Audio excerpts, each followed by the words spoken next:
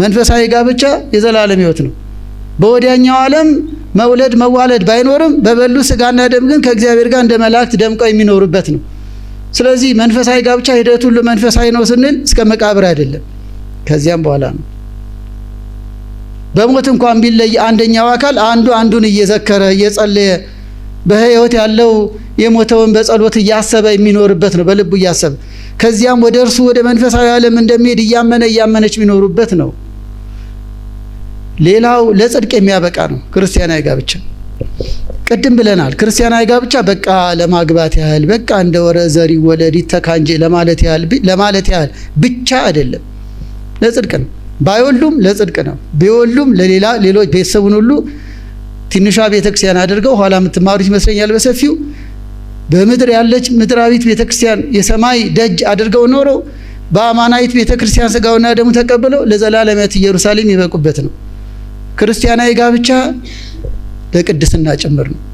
አሁን ለምሳሌ ትዳር የሚለውን ሐሳብ ስናይ ማስተዳደር ነው። በቃ አባት አለ፣ እናት አለች፣ ልጆች አሉ፣ በቤት ውስጥ ያሉ ማስተዳደር ነው። በቃ አንድ ቤተሰብ ለማስተዳደር እያስተዳደሩ ለመኖር ያህል ብቻ አይደለም፣ በሰማያዊ ድንኳን ለማደር ጭምር ነው። ይህ ሕይወት የጽድቅ ነው። ለምሳሌ ሉቃስ 1:6 ላይ ዘካርያስና ኤልሳቤጥን ሁለቱ ባለ ትዳር ነበሩ አላለንም። መጽሐፍ ቅዱስ ያለ ምክንያት እያንዳንዱን ቃል አይጽፍም። ባይሆን ምን ይለናል? ወክልኤሆሙ ጻድቃን እሙንቱ ይለናል። ሁለቱም ጻድቃን ነበሩ። አያችሁ፣ ባልና ሚስቶቹ ከባልና ሚስትነት በላይ ምን ነበሩ? ተናገሩት እንጂ ጻድቃን ነበሩ። መታገቡ ሁለቱም ጻድቃን ነበሩ ይባል ይሆን? ጋብቻችሁ ያገባን ሁለቱም እንዴት ቅዱስ የሆነ ጋብቻ ነው ያላቸው እንባል ይሆን ባለትዳሮች? ወይስ አፋጀሺ ነው? እናም ሁለቱም ጻድቃን ነበሩ። በጣም ደስ የሚያሰኝ ቃል ነው። የዮሐንስ ወላጆች በረከታቸው ይደርብን። ሉቃስ 1:6 ይሄን ሲባሉ ልጅ የለም። ስለዚህ ከልጅም ከምንም በላይ የሁለቱ ቅድስና የጽድቅ ኑሮ ይቀድማል። ልጅንም ይዞ ቤተሰብንም ይዞ ደግሞ ወደ ጽድቅ ጎዳና ሕይወት ይቀጥላል ማለት ነው። በተለያየ መልኩ ስለ ሐና ስለ ኢያቄም ሲነገር ሐና ኢያቄም በረከታቸው ይደርብን።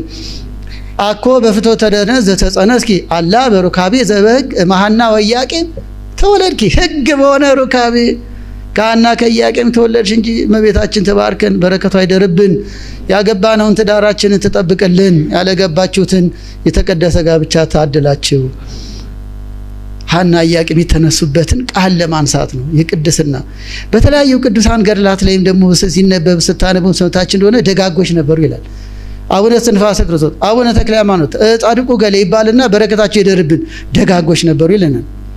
ከአሕዛብ ወገን የተገኘው ነው ደግሞ አሕዛብ ነበሩ ይለናል እኮ መጽሐፈ አይዋሽም። ብዙዎቹ ደጋጎች ሲል አሁን ከልጅም በፊት ልጆቻቸው ለቅድስና ከመብቃታቸው በፊት እንደ ጸጋ ዛብ እንደ እግዚአብሔር ራሱ ኑሯቸው ራሱ የተቀደሰ ነበር። የና አቡነ ተክለ ሃይማኖት ልጆች አሁን ቢተረክ አንድ ቀን ይበቃዋል እንዴ? የአቡነ ተክለ ሃይማኖት ወላጆች የእግዚአብሔር ቅንነት፣ የዋህነት፣ ጸጋ ዛብ ያ ሞተ ለሚ የተባለው ከሌላ ቦታ መጥቶ የተከበረች የጸጋ ዛብ የካህኑን ሚስት ወስዶ ሌላ ሲያቅድበት እርሱ ያደረገው ነገር ቢኖር መጸለይ ብቻ ነው። ኋላ ግን ቅዱስ ሚካኤል በክንፉ ከልሎ ያ ክፉ የታሰበውን አስወግዶ እርሱ እዚያው ማይጠንቱን እያጠና አመጣለት አይደል? የሁለቱን ገድላት አታነብም እንዴ? ራምቡ ፌስቡክ ብቻ ነው እንደምታዩት። ራምቡ የአዲስ ዓመት እቅድ ገድላት ማንበብ ይሁን እንጂ በደንብ ሲቻል ቆመን እንደ ጸሎት ካልሆነ ደግሞ ጊዜ ሰተን ገድለ ተክለ ሃይማኖት እስቲ በደንብ አንብቡ አካችሁ። እሺ በሉ እስቲ እግዚአብሔር እሺ ይበላችሁ። ትዳር እዛ ውስጥ አለ እንዴ? በቃ እዚያ ውስጥ እኮ ገድላት ውስጥ እኮ ትዳር አለ። ጸጋ ዛብና እግዚአብሔር ፍቅራቸው እዚያ ውስጥ እኮ አለ። ልክ እንደ ይስሐቅ እንደ ርብቃ እንደነበረው ሂደት። እናም በቅዱሳት መጻሕፍት ውስጥ ሁሉ ስናይ የብዙ የክርስቲያናዊ ጋብቻ ላይ ነው ያለለው። ሕይወታቸው መንፈሳዊ ነው፣ ለቅድስና የበቃ ነው፣ ለጽድቅ የሚያበቃ ነው ስንል ከነ ምሳሌው እኮ ለምሳሌ ኤፌሶን 5:20 ጀምሮ ኤፌሶን 5 ብዙ ጊዜ ጋብቻ ስነ ስርዓት ላይ ሲነበብ ሲጠቀስ መሰሙት። አብይ እቱ ነገር ወአንሰ ብሎ ላይ ለክርስቶስ ወላይ ለቤተክርስቲያኑ ቅዱስ ጳውሎስ ይህ ነገር ታላቅ ነው፣ ይህ ምስጢር ታላቅ ነው አለ።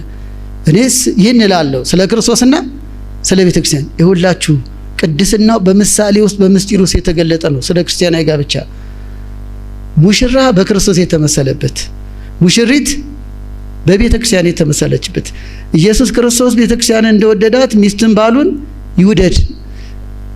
እንዲሁም ደግሞ ሚስቶች ለባሎቻቸው ይገዙ ሲል ምእመናን ወይም ቤተክርስቲያን ለክርስቶስ በፍቅር እንደተገዛች። ስለዚህ ባልና ሚስትን በምን መሰለ? በክርስቶስና በቤተክርስቲያን። ክርስቲያናዊ ጋብቻ የመሰረትን በክርስቶስና በቤተክርስቲያን የተመሰለ ጋብቻ ነው ያለን። ግን ቤታችን ምን ይመስላል? ጓዳችን ምን ይመስላል? ይህ ማለት ምን ትንተና ያስፈልገዋል? ህይወታችን እኮ ክርስቶስና ቤተክርስቲያን እስከ ሞት ራሱን ተሰጠ። ከዚህ የሚበልጥ ፍቅር የለም። እስከ ሞት ወደደን። ክብር ምስጋና ለመድኃኔዓለም ለእርሱ ይሁን፣ ለተቀኑም ነው። ሚስትም ቤተክርስቲያን ምእመናን ስትመጡ ተገዳችሁ አይደለም። ምእመናን እኮ ናቸው ማይበረም ቤተክርስቲያን የምትጾሙት ተገዳችሁ አይደለም፣ ወዳችሁ ፈቅዳችሁ ነው። ሚስትም ለባሏ የምትገዛው ተገዳ በዱላ በገንዘብ በምን የበላይነት አይደለም፣ በፍቅር ነው። በፍቅር ተገዙ ምእመናን ለቤተክርስቲያን እንደሚገዙ። ስለዚህ ምሳሌነቱን ነው። በመዘጋጃ ሆነ በባህላዊ ሆነ እንዲያለ ምሳሌነት የለም። ባል አለ፣ ሚስት አለ። አቶ ገሌና ወይዘሮ ገሌ ተጋቡ፣ ካርዱ ተሰጣ፣ አለቀ። ሲፋቱ ደግሞ 80 ተቀደደ፣ እንዲሆነ እንዲሆነ እግዚአብሔር ከዚህ ይጠብቃል። እዚህ ጋር ግን ምስጢሩ በስጋው ደግሞ ሲዋጁ፣ ካባ ሲደርቡ፣ ለክብር በቅተው ደግሞ አክሊል ሲቀዳጁ በክርስቶስና በቤተክርስቲያን የተመሰሉ፣ በእግዚአብሔርና በሕዝበ እስራኤል የተመሰሉ፣ በመለኮትና በትስብእት መለኮት አይሞትም፣ በስጋ ግን ሞተ። ሚስት የባሏን ነገር ገንዘቧ ታደርጋለች ሲልኩ፣ ባልም የሚስቱን ነገር ገንዘቧ ያደርጋል። የማይሞት ሞተ በስጋ በመለኮትና በትስብእት። አብይቱ ነገር እኮ ይሄ እኮ ነው። የክርስቶስና የቤተክርስቲያን የመለኮትና የትስብእትን ተዋህዶ ከሙሽራና ከሙሽሪት ከባልና ሚስት ጋር አዛምዶ እየገለጸበት ነው። ስለዚህም ነው ዘአፍቀረ ብእሲቶ አፍቀረ ርእሶ ያለው። ለዚህ ነው ራሱን የወደደ ሚስቱን የወደደ ማን ወደደ? አካሉን ወደደ። ኤፌሶን 5 ረቂቅ ምስጢር ነው።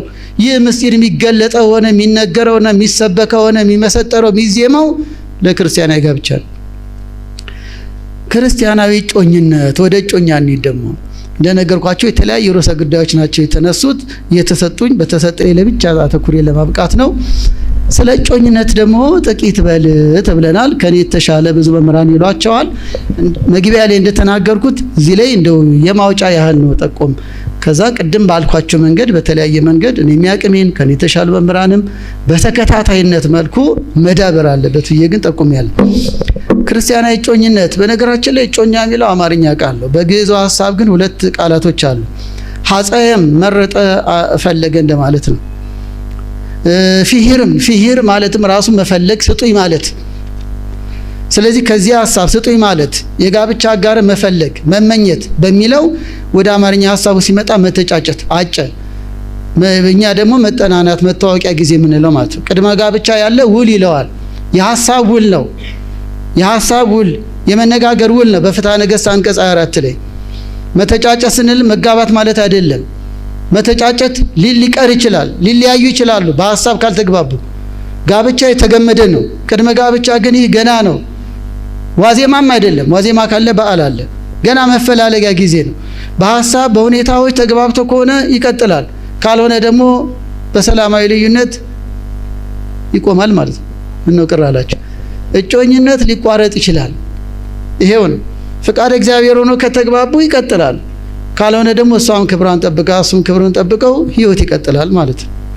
እናም በእጮኝነት ጊዜ ዋናው ሐሳቡ ስጡኝ ማለት መፈለግ፣ መሻት፣ መፈላለግ፣ ለጋብቻ ማቀድ የመሳሰለው ነው። ይህንን ሐሳብ ገና ከአዳም ነው እንዳልኳችሁ ከስራ እናነሳው ማንም ግን አዳም ፈልጓል፣ ስጡኝ ብሏል። የመጀመሪያው ያጫው አዳም ነው ይባላል። ሥላሴን ተማጸነ። ከዚህ በኋላ ምንድን ነበር ሐሳቡ? ፍጥረታት ሁሉ ሁለት ሁለት ሆነው አየ፣ እኔ ብቻዬን አለ። ይህንን እንደ ማጨት ያዩታል ሊቃውንቱ የብሉይ ተርጉማን። ፈለገ፣ ተመኘ። ሁሉ ፍጥረታት ሁለት ሁለት ናቸው። ጠዋት እንደምን አደርክ ይሉታል፣ ማታ ደህና አደር ይሉታል። ስም ያወጣላቸው እሱ ነው በገድለ አዳም። እሱ ግን ብቻውን ነው ለጊዜው። ከዚያም እግዚአብሔር ባወቀ በእንቅልፍና በመንቃት መካከል አድርጎ ከጎኑ ማንን ሰጠው? ሔዋንን ሰጠው። አጨ፣ የማጫ ስጦታ ለሥላሴ ያቀረበ ይላሉ አበው። አገኘ ሔዋንን። ስለዚህም ሚስቱ እንደሆነች ሲያረጋግጥም የሱ ለሱ የተሰጠችው እንደሆነ በፍላጎቱ በማጨቱ መሰረት የተሰጠው እንደሆነ ሲያረጋግጥም ስጋሽ ከስጋዬ አጥንትሽ ከአጥንቴ አላት። ክርስቲያናዊ ጮኝነት አንደኛ ክርስቲያናዊ ሕይወትን ያስቀደመ ነው። ያው ራሱ ርዕሱ ይነግር። ክርስቲያናዊ ጮኝነት ምንድነው? ከሌላው ጮኝነት በምን ይለያል? እንዳልኳችሁ በጣም ሰፊና ጥልቅ ነው። ግን እናንተ በቀላል የምትረዱ ስለሆናችሁ አጫጭር ሐሳብ መስጠት በቂ ነው። ጊዜ ማርዘም አይገባም።